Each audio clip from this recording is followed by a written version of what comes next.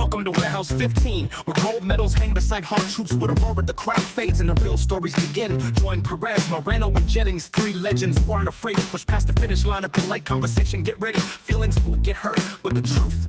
Welcome to the Warehouse 15 podcast, and it is personal, and I am joined again by my co-host and colleagues and friends in armor, friends in life, and friends and warriors in martial arts. We got Coach Juan Moreno. Yo. And Coach TJ Jennings. TJ Jennings. How you guys doing today? Good. TJ Jennings. Territory. Just call me TJ, aka TJ. Coach TJ. So we're better than DJ. All right. So we've been having a lot of different conversations. By the way, we're trying a new platform today. So tell us if you like the way it sounds or the way it feels, and more importantly, the way it looks. I know. Listen, I'm looking at your Batman, Batgirl, Bat Joker poster in the back. It looks good. Looks better than last week. I like your name update too, sir. Grandmaster Disaster. Better than, I changed my name for today. He's not Nico's dead right now at the moment. He's the Grandmaster Disaster. Grandmaster of Disaster. All right. Well, listen, we got a lot we want to get to today, but I'm going to start off today. Who's going to start off for us today? What's up? Why don't we start with TJ first? Like, how was your weekend? What's going on?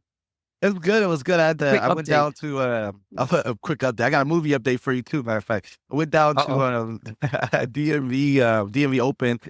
First time I've been back in Virginia for a tournament, and I got to I had like 5 or 6 kids go, so I'll just do the local tournament thing this weekend. It was pretty intense environment, a little bit smaller space, a lot of good action, a lot of interesting things, but fun nevertheless. So long weekend. It was on a Sunday, but good. Tournament on Sunday. Tournament on Sunday, like for the local, yeah. I flew in Saturday. Tournament was on Sunday. Got done around 9 p.m. It was a pretty long day. A lot of decent talent from around the area though, so it was good. It was good to be in that environment again, and I got to see my parents as well, so it's always fun. Coach Moreno. I had a great weekend. Actually, I stayed home this weekend. I went to one of my athletes' quince, which is a young lady's 15th birthday, kind of going into adulthood, womanhood, if you will, in the Latin community, in the Latin culture. So that was pretty cool to witness that. And then on Sunday, one of my good friends, Ruben Gallon, he was a national team athlete back in the day. We're just, he's like my brother. His grandmother turned 100 years old. I actually posted something on social media and I said, I've done a lot of things in my life, a lot of cool things that I think about, but I've never been to somebody's 100th birthday. And man, I tell you what, I just sat back there and watched everybody. There's one lady I was talking to. She was in her mid 80s. She just got back from Thailand. I thought she was like 65, 70 max. Just her energy. And I was like, it was amazing. And they're cute. Most of the people there were of Cuban descent. So there was some great food, great music, people dancing. It was really cool to be a part of. So I had a fun time with my family and my friend's family as well. So that's pretty cool. But I'm curious to talk a little bit about this tournament because I want to talk about maybe some athletes moving and there's some, we talked about different levels of coaches last week. Remember, we were talking about, I don't think there's any shame in being a senior coach or a junior coach or a cadet coach. If you're good, you're good. And I think some people need to feel a little bit more comfortable, confident that their line happens to be here. Not many people can be good in the whole spectrum, and that's not a bad thing. But I like to talk about some athletes kind of changing, and maybe even like refereeing, kind of officiating from high level to all the way down to the low levels. But I don't know if that sounds like a good topic or not. But all right, I'll start on that. I got a question. So speaking when you talk about like refereeing and I guess let's say gameplay, in general. Do you find that the value for our local level referees would mirror or look like the value of like a AU basketball or like a youth basketball team, soccer team? Like, do you think that we have a lot of, I don't know, I always feel like we got issues within our thing, Your son, I think it's a perfect test. Your son plays high school level soccer. Let's just say that because he's in high school. And obviously you don't know about pro level soccer officiating, but like when you go to your son's events, I mean, generally speaking, do you think that the officiating is at a decent level? I mean, come on, there's always going to be calls that we think are weird, but do you feel like there's blatant incompetency at that level? No, I mean, my son plays MLS Next, which is a very high level of soccer. So if you were looking at it in terms of a national sport organization, my son's at the qualifier level, let's say, of refereeing and participation. So the difference, though, is that the MLS Next referees are curated and trained and given games based upon their ability. And so the refereeing is pretty standard, and the understanding of the game is very sophisticated. So we don't suffer, although, depending on the day, the parents might think differently on different calls. Of course. But in general, the referees, first of all, are fit because they got to run for 90 minutes. 90 minutes. They are astute. Do you think they're all volunteers? Do you think they're all volunteers though? Like, I know we have a lot of volunteer referees. We get guys that understand the rules to a certain level. We allow them to referee. I guess I'm asking not at the qualifying levels when you're being looked at or scouted, but more so like if you showed up on a Saturday to a local level event, like, do you think they're, like I said, they're a boys soccer team or a girls soccer team or a basketball team? Do you think they have that many issues throughout the game? The clock not getting started on time, all the little stuff that we deal with, all the referees are paid. They're not paid a lot of money, but they're paid, they're trained and paid. Even whatever the sum is, it's not a tremendous amount of money. They are, depending upon the level of play. So my son started at AYSO, which is basically, local tournament. Then he went to club level, which is higher. And then he went now to MLS Next. And this weekend we're at Yale for a prospect camp, right? So that's been his journey. Along the way, those referees are trained. They all understand the rules. They all understand how it works. And they, for the most part, all the control of it is in the center referee's hands.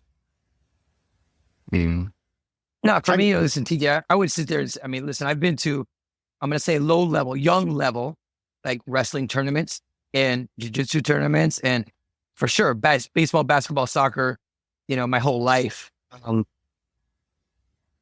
Man, I know they're volunteers, I've been to those games where those kids are 5 and 6 years old and, there's a high school kid refereeing and, some dads or coaches like, come on, that was a bad call, this and that. Yeah. But I know where you're going with this. I feel like we could do better. I know they're volunteers, local tournaments, trying to get people in, but, sometimes you get these pretty good divisions, let's say senior, maybe high level junior, and you get these, for lack of a better term, local referees that they're not sophisticated enough to deal with the coaches and the athletes. You know what I'm saying? They're the third lowest level person in the ring, right? The athletes are higher, the coaches are higher, and then you got this referee, and that could be problems, troublesome. Not just to take care of the match itself, but coordinating with like a stop, a person that's on the clock, or video review if there is video review, So the best advice I got, was from Sifu Paul Vizio, one of the most successful kickboxers in the world, and quite honestly, the man responsible for my Olympic success. And what he said to me is, don't complain about the referees. He says, because once you enter the arena, you allow that person to judge you. Now, you may be a 4th, 5th degree world champion, gold medalist, whatever. This guy may be a weekend warrior, never stepped in a ring, never did whatever, but you put yourself in his hands. So the onus falls on, in one sense, it falls on us to accept that. The second part, though, is the organizations themselves that want to perpetuate better sport, better athletes, and performances need to step up and train those referees appropriately. And if they don't, then that's on them. So when you have bad refereeing, and I've seen good and bad refereeing, and we all have, Leon Preston, Grandmaster Preston, he just said something to me, which I've said to you guys before. The rule of the ring is the referee's job is to keep the game beautiful. It's his job to preserve the sanctity of the game. And that means he needs to prevent actions that make it less beautiful and promote actions that make it more beautiful. So when you're looking at it from that perspective, it's different. But the level of refereeing in the United States is lower, and the refereeing of the training of the refereeing is not terrific. Referees, as we've talked about before, are taught a million warnings. They're not taught what a point is. They're taught how to give warnings. And, Yeah, but they don't need to know what a point is. I mean, technically, they don't need to know what a point is. Technically, they don't any longer. Technically, they don't any longer. But at the point when we were competing, they needed to know what a point was. And they had no idea because they hadn't. I think it was better back then. I ain't gonna lie to you. When it comes to that type of stuff, identifying points, I guess my biggest thing wouldn't necessarily be about the referees. I just feel like maybe our game is so complicated in a sense of how many deductions and how many things that we have. But the understanding of what's happening and what should be happening or how something happened is just crazy to me.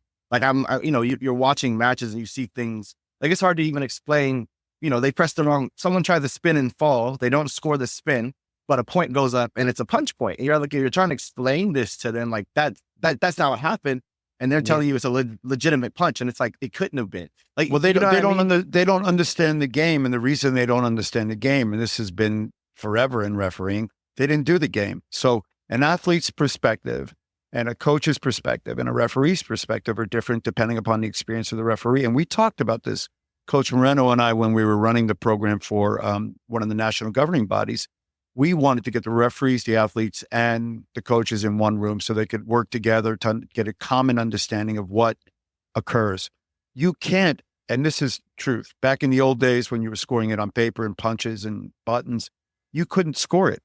The game is happening too fast for a person to be able to push the right button at the right time. Now with the electronic scoring,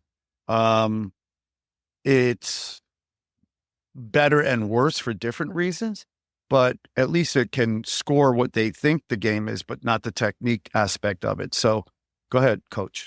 I want to go back to like what you said, because I disagree when you say that the referee's job. I think I know where he's coming from, but he said the referee's job is to keep the game beautiful. I don't think so. Yeah. I really don't. I mean, I don't think in the WT, they always say to get, what are the two things they say, TJ, to make the game more friendly and dynamic. Yeah. And I'm like, your job is to make a fair game. That's it. If I can block for 2 minutes and then score 1 point, you might want but you know this too, right? So think about this for a second. What is the best game with reference to a referee when the referee is what? It's non-existent. You don't even know. You don't even know he's there. You don't even know he's there. That's the best game, when the referee doesn't do anything to interfere. Well, that's what I was going to say. Like, so for me, I don't think it's their job to make it beautiful. It's just to make sure that people, are fair, transparent, all that stuff. But TJ, you asked about like, certain referees and things like that. Or no, I'm sorry, Coach Young, you said that. For me, like, I remember there was one referee, and I'll say him by name. And right now he's a chairman for USA Taekwondo, but John Sieber, I think when he was young and he was coming up, I enjoyed the way he refereed because I think he understood sport. Not Taekwondo. Of course, he knows Taekwondo. Sport. He knows football. He knows basketball. He knows baseball. He understands that, okay, I'm winning. I'm trying to preserve my win. You're losing. You're trying to go. So I'm not stalling. I'm defending.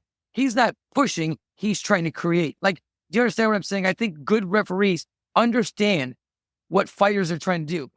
I don't believe that you have to fight in the sport to be a good referee. But if you didn't fight, then you better educate yourself on other fighting sports and what people are trying to do. Because again, I know boxing and wrestling and whatever, some of these people never did the sport and they could do it at a high level.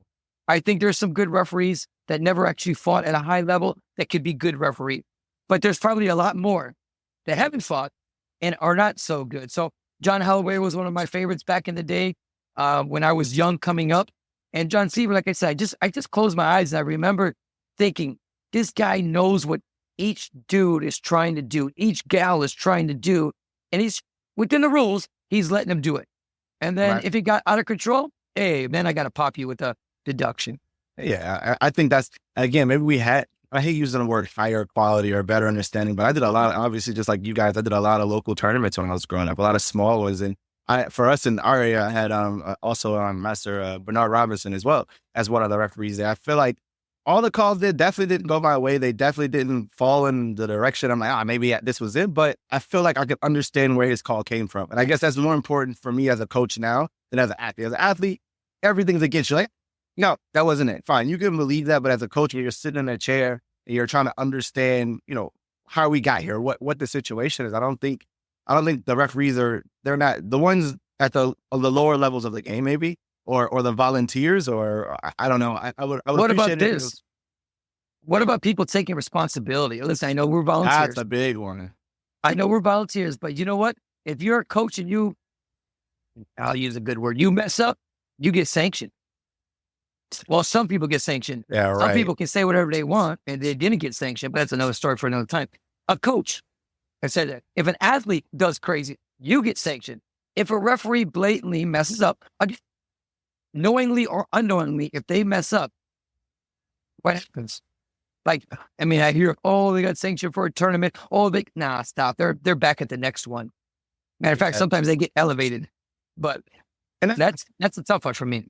That's my thing too. Like, I know you go to local tournaments into like I try to treat it like a learning environment, like you just said, Coach, as well. Like I know you're allowing people to judge you, and you're allowing people, if they're the third person in the hierarchy level, all those good things. So you go to local tournaments that it's just a training day. It's just a build through the championships or whatever you're going to go to. But I think even at more so, why is it that I feel like the coaches have to take it like that and be willing to accept anything and everything that happens throughout that match. But sometimes even at the local small level, these referees are like this, and like they act like they can't explain anything to you. They don't want to talk to you, or like what you're saying could never ever make any more sense than what they think already. And that's the crazy part. We are dealing with, you got a lot of high level coaches in a room, coach that higher levels than these kids have been at to do these little local tournaments. Like, people need to educate them on, again, I don't know if it's coaching or teaching, but just understanding the situation. There has to be value on both sides.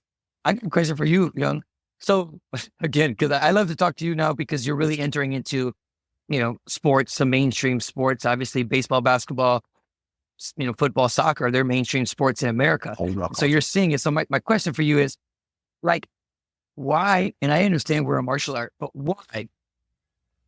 I don't think I know another sport, correct me if I'm wrong, that a coach or athlete for that matter cannot interact with the referee. Yeah.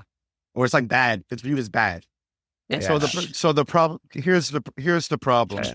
So the martial arts, and this started with the Koreans, the martial arts have always been a hierarchy of senior versus junior. And so when you're a senior to someone, you're older, whatever, you can't question your senior. And the problem is that in this particular sport, they want to elevate these referees that may or may not be senior. Quite frankly, most of them are junior to me, to a level where they can't be talked to, talked at, talked with, because then you're disrespecting the culture of martial arts. And what we've seen in that across the board, including some things that are going on right now, is a total disregard for the athletes and the coaches and the community and the country and everything like that. It started with a hierarchy based in Asian philosophy where you don't question your elders. And unfortunately, that's not sport.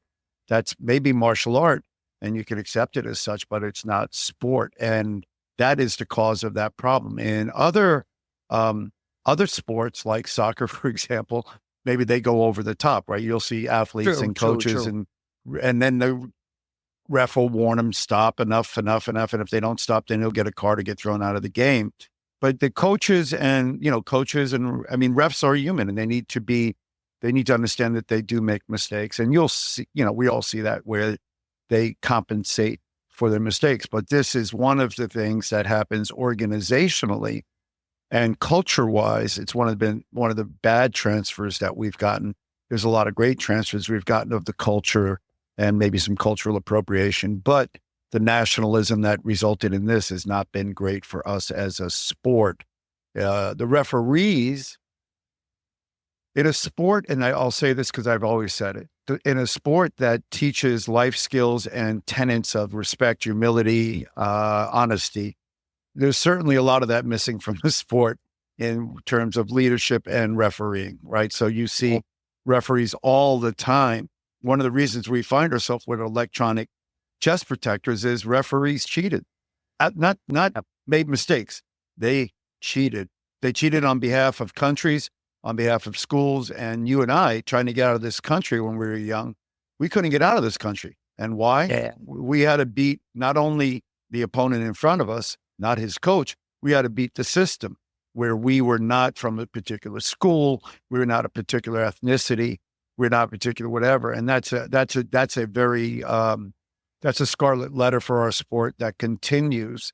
And Korea, by the way, had the same problem. It was outed by Lee Jung-woo, where he talked about pruning of the tree. It happened in Korean nationals. You and I have been to Korean nationals where we saw players kill another player, but he wasn't leaving the country because he wasn't, and that's why the original sport, we have another sport in Taekwondo called chair throwing and table tossing. And it's not a Gaelic sport, but you go to Korea, they started it. You'd see guys throw tables and chairs and but they never hit each other.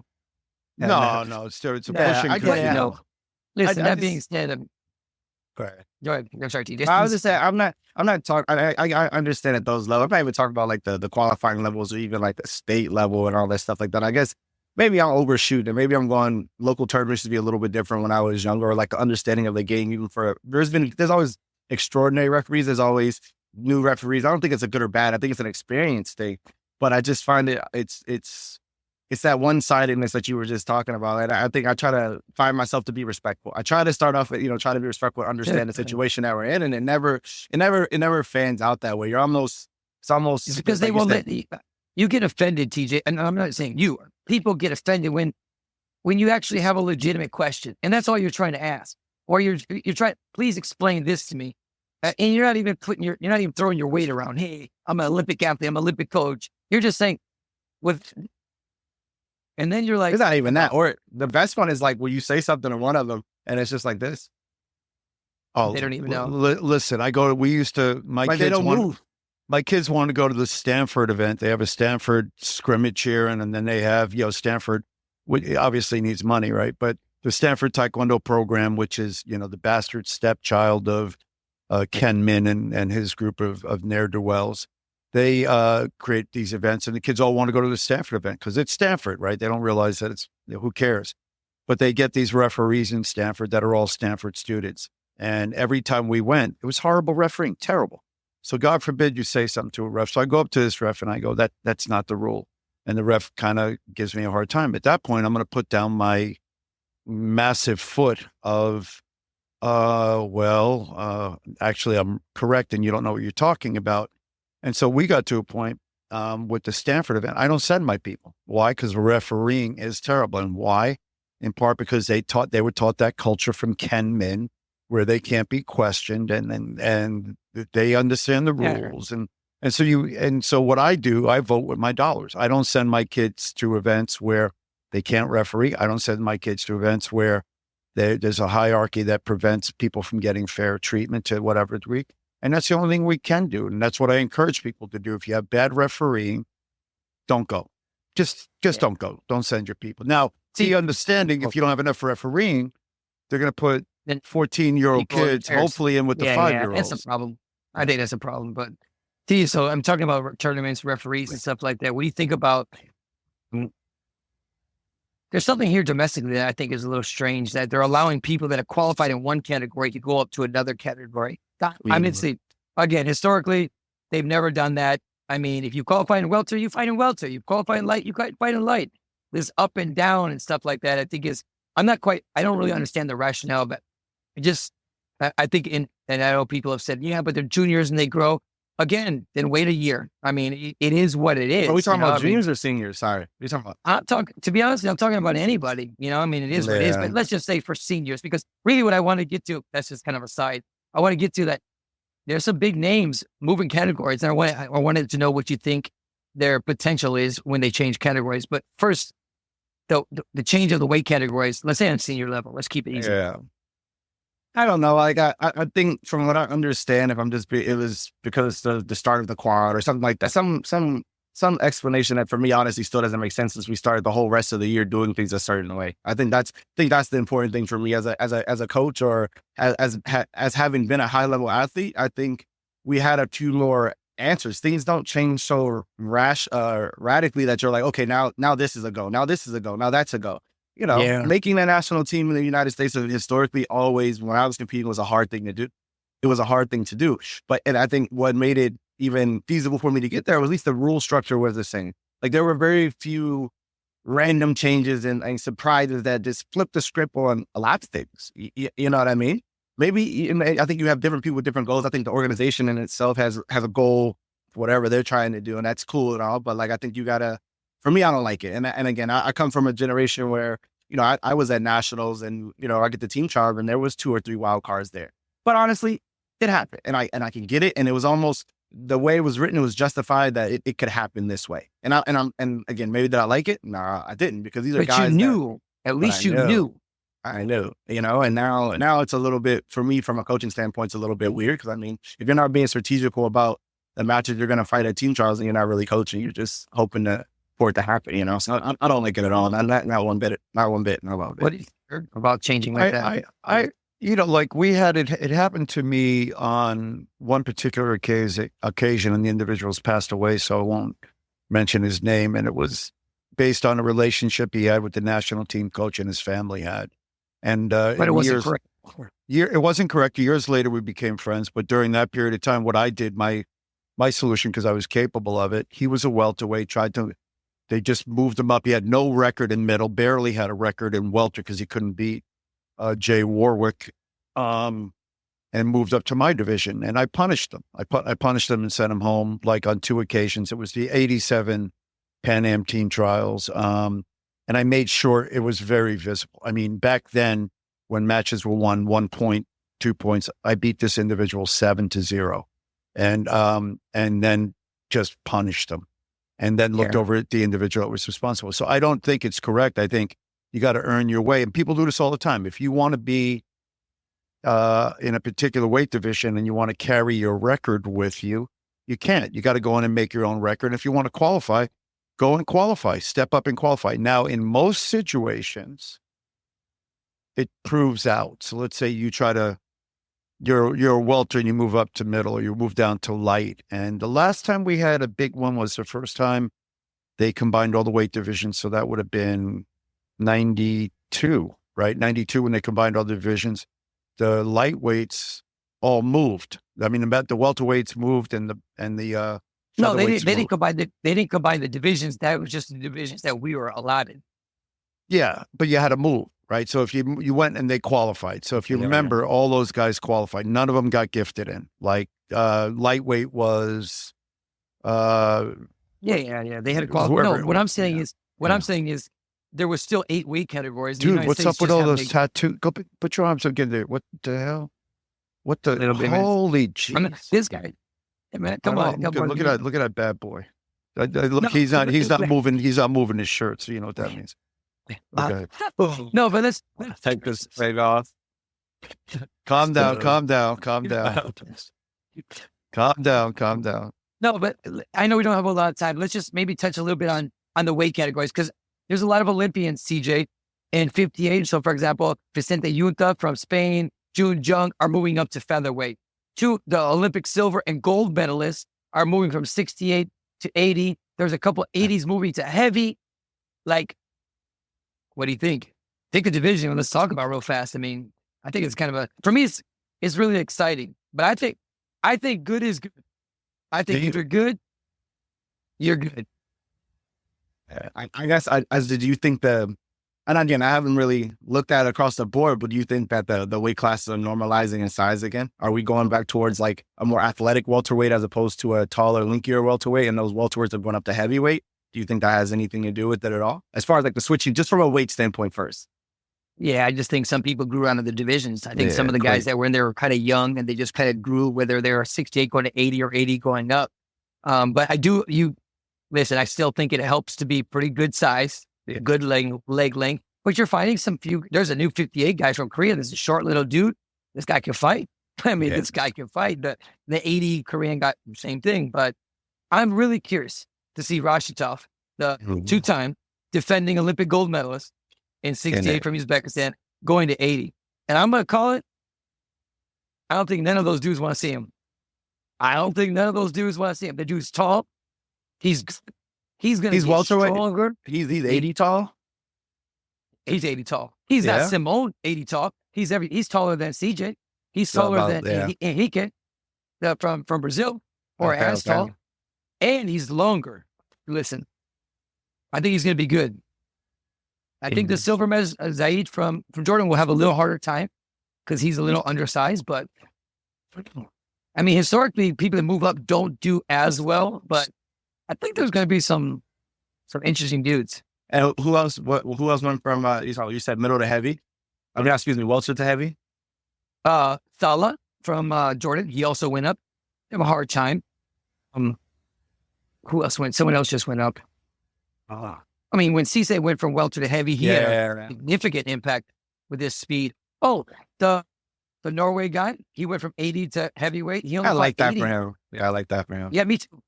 And he only fought heavyweight during qualification for like 5 months. So I think give him a little time to put some weight on. I think the boy could be interesting. Yeah, He's I huge. agree. He's 6'6", 6'7". I agree.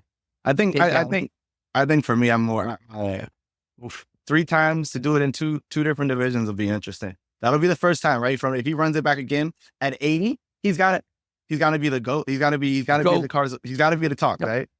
So, one of my favorite fighters, a lot of people know her. Young, you know exactly what it is. Hot Take Young. Hot Tuck Young, I was about to say, yeah. He fought flyweight and welterweight in 80 and 92. Like that difference. Yep. And he won. He actually fought heavyweight and came back He down. fought heavyweight, He won 2 too. gold medals. But in this era, this is a lot different. This guy's going to go. First of all, there's never been history, man or female, to win 3 Olympic gold medals. Not Steven Lopez, not Hottie.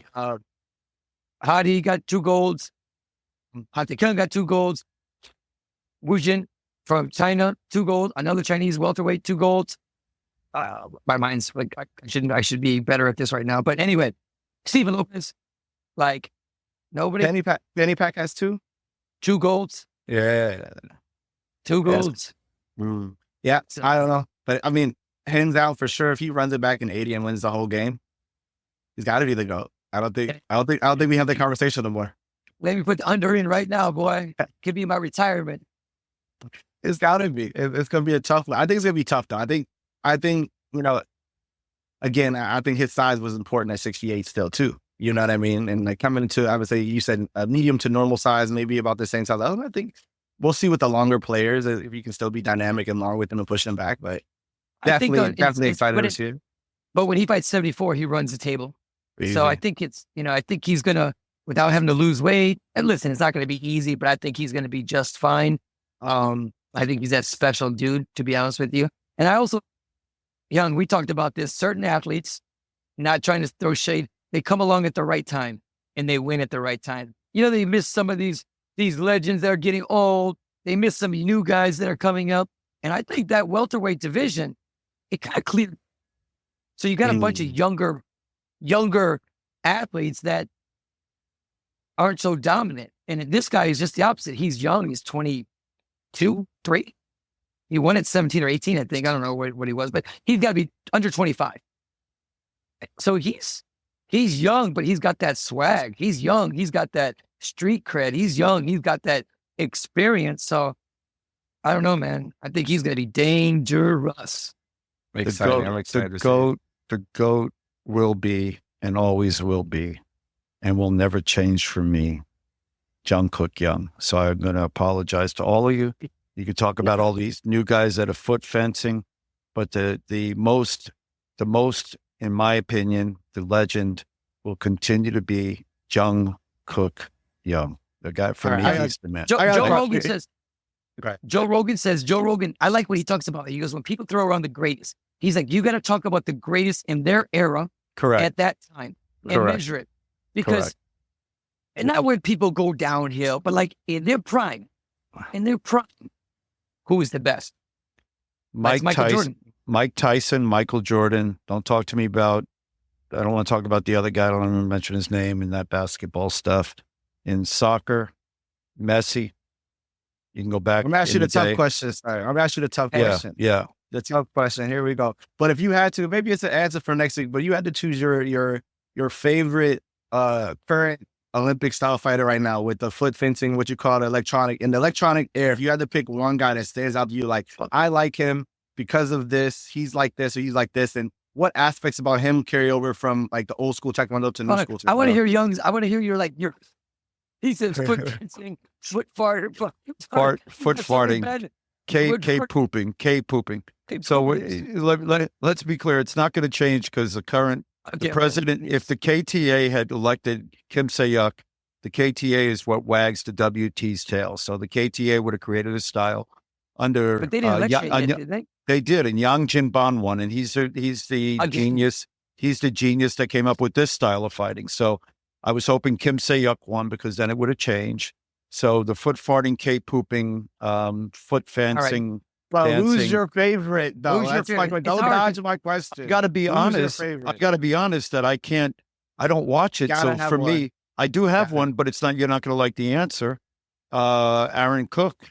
Aaron Cook would have been my guy, but that shows you how old I am. That's why I'm when we talk about philosophy, I'm in the torchbearer light phase. I'm not in the current phase of trying to make athletes, and I give that to you guys. I have Coach Moreno in from time to time to help me so he can teach my guys to foot fencing. I take that. I take the Aaron Cook one, but I think because he was at the end of 2012, 2013, all that stuff as well too. I think so. The game was still a little bit more. Yeah, but here's what you got to ask yourself: who was the athlete?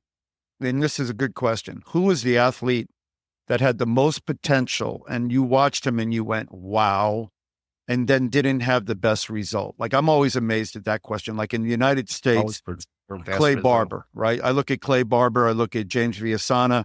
These are guys that were just technically, excellent to watch. There was a kid that Coach and I saw in Hong Kong. He was from Chinese Taipei. It was a bantamweight, and he went through like 1 million people, and then he battered his legs so badly, couldn't make it to the finals. But these are the kind of guys that, with the right kind of coaching, right kind of opportunities, right time. Like, how many guys did Jungkook Young retire, like in Korea and internationally, that they couldn't get by? We'll never know their names. We'll never know their names. You won't know their names. And Coach Moreno too, and you. So like Steven Lopez, to his credit, vacated that division for 8 years, like, or 10, how many years he was in it. People just couldn't get through him. So and there were a lot of great fighters. They still showed up though. They showed up. They fought him every one of my favorite fighters was Jason Hahn. Jason Hahn, great fighter, great technique. Just couldn't get past certain things until he moved or whatever. So, but you know what? Listen, Jason was my roommate. I kind of mentored him. His dad asked me to look after him. He was a phenomenal athlete, but he never reached his potential because I don't think he did enough. Like he had it all, but I don't think he let go. I don't think he had that. And it's saying a lot because I have a lot of respect for him. He won a silver medal to one. Yeah, he was maybe faster than anybody I knew, but best fast kick I ever saw. But you always like kind of sit there and go, what? Why does he? Man, he could do more. You know what I'm saying? Like, so, and that's a conversation. Those days, it's a conversation for another. Go ahead. No, I was about to go down memory lane. I was like, when I was on junior team, and we got a chance. They took the junior team out to OTC to train with like the senior team. It was pretty. I remember that being. He was there. I got to step with him the first day I was there. A couple other national team members, but those were cool moments too. So I actually got to see those facets, to see those shots, and see the smoothness at that level in a training setting. That boy was fast.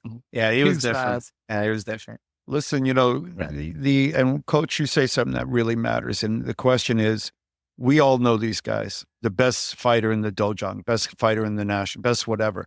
But then when it comes time to perform at the highest level, they don't win. And the reason they don't win is they don't perform. And so is fighting about technique and ability and possibility? I wish it were, because that would be a different thing. Fighting's about winning and how you win and what you do when when do you show up?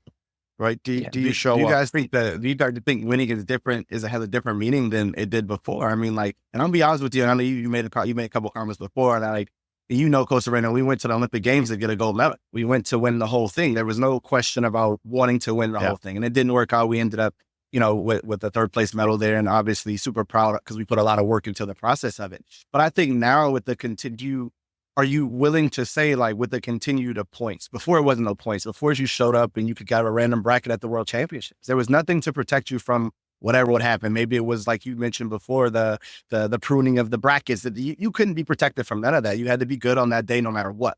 Like that was it, no matter what. But I would say, and the only fulfillment you got was winning the gold medal. There was no, I got 15 points because I got second, or I got 13 points because I got whatever it was. There was nothing to fall back on.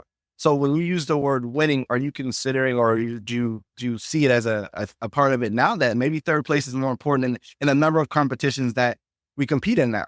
They do 20 or 30 as opposed to the 4 or 5 in a year. Does that sway your idea? Obviously, we know what winning is. Like even me right now with the medal somewhere, my medal sitting right there. That's not the one I've wanted. That's not what I went for. I didn't win the whole thing. You know what I mean? But I know there's a lot. But that's not what you wanted. Nah, you know, and everybody knows that. Everyone who knows me, I've probably said it 1,000 times, millions and millions of times. But do you think, can you rationalize that winning is a little bit different now than it was then? Like, you know, like there is something that you take away something from each individual competition as far as like ranking points and being the number one in the country or the world or nation, whatever that stuff means, you know? You're asking me? Yeah, of course. Yes. I'm just not the right person to ask because You're hard. I'm hard. I'm brutal. Like I used losing as a learning lesson and, you know, sat in a corner and cried. I only took home gold medals. I don't have a single silver or bronze medal in my house. They all were left at the event or somewhere else. I mean, I'll show you one. No. I would have kept that one. And that's the sole difference. You win. There's one bronze medal. You have to. If you win a bronze or a silver at the Olympics, that's a keeper. And I would have kept mine, to be honest. But anything else, I don't have I don't have my Pan Am. I have a Pan Am gold medal.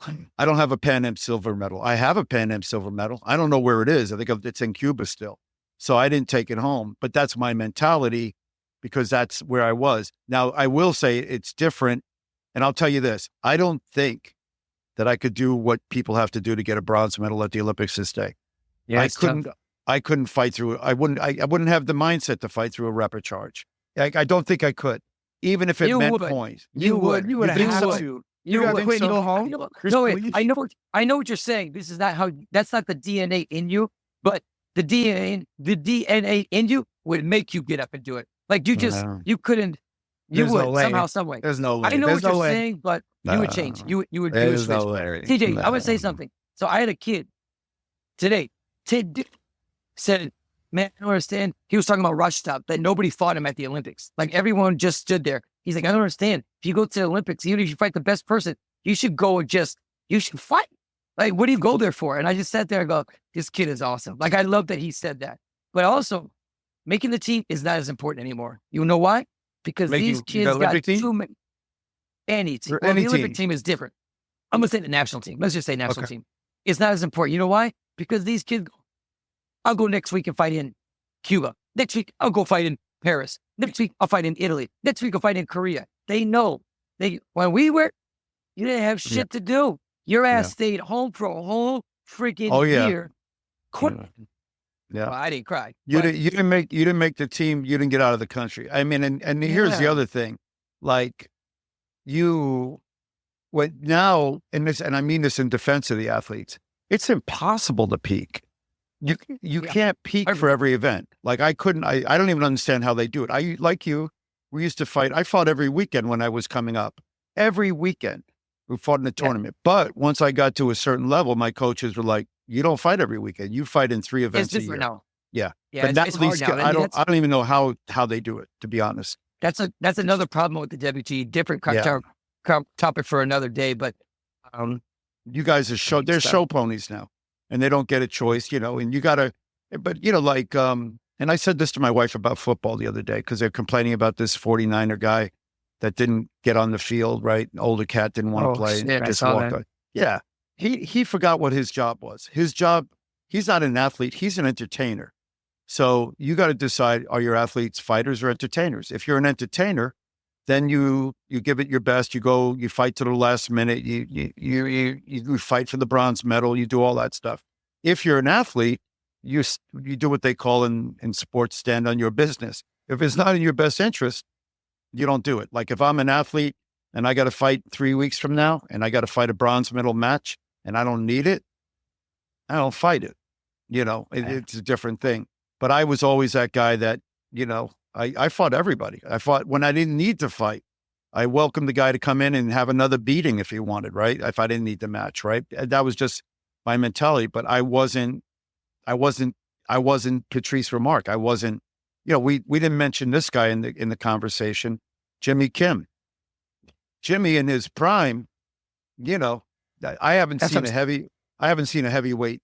I didn't want to fight Jimmy. I wouldn't want to fight Jimmy if I were a heavyweight. I had never seen anybody that fast and that strong and that good at what he did. So, it's a different world, different time, but the rules have changed so much. The game has changed, and then the qualifications have changed. So you are getting a different kind of an athlete. And I'm sure you're getting better athletes. I'm not sure you're getting better fighters. Well, listen, going to Jay, I mean, we should probably wrap this up, but Jimmy was an icon, and Jimmy was a special person, like from everything he did, from technically to power, to speed, to running, to jumping, to lifting weight. He was an icon. He was unique. And, there's just a certain group of people that saw him do that. And, I was lucky to see his final competition. And just a special man. Love the guy. Yeah. Love him. Well, this has been the Warehouse 15, and it's been longer than 15, but that's not what the 15 stands for. And you have had the pleasure and maybe privilege of listening to TJ, as he wants to be called today, Coach Moreno. Third place. I didn't. I'm not saying bronze TJ. I'm not saying. Bronze TJ. That's what judge. Bronze TJ. I have bronze medals. I don't know where they are, but I have them. Trust me, I have them, and I'm proud of them. I think I won them in some big events. So. But there's nothing wrong with a bronze. It matches the beautiful tint you have on your face today of the purple light and where is the Batman? Ambience. And then we got Coach Moreno, and this has been Herb Perez. I want to thank you all for tuning in. We'll be back next week, and only better and bigger. Welcome to Warehouse 15, where gold medals hang beside hard troops with a roar, the crowd fades and the real stories begin. Join Perez, Moreno, and Jennings, three legends who aren't afraid to push past the finish line. Up in light conversation, get ready. Feelings will get hurt, but the truth will be told.